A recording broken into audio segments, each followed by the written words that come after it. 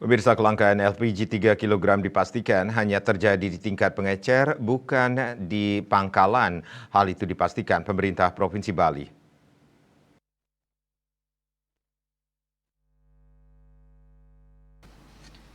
Sekretaris Daerah Sekda Provinsi Bali Dewo Made Indra dikutip dari kantor berita Antara di Denpasar menyebutkan hal itu menanggapi keluhan masyarakat terkait kelangkaan gas LPG 3 kg. Untuk LPG 3 kg sebenarnya yang dimaksud langka itu adalah langka di beberapa pengecer kalau di pangkalan dan agen itu tersedia.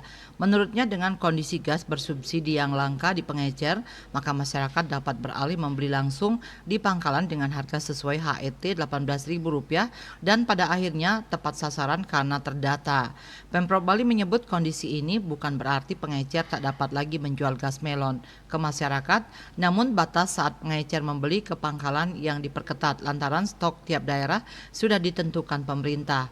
Tahun ini Pemprov Bali dijatah 215.448 metrik ton LPG subsidi.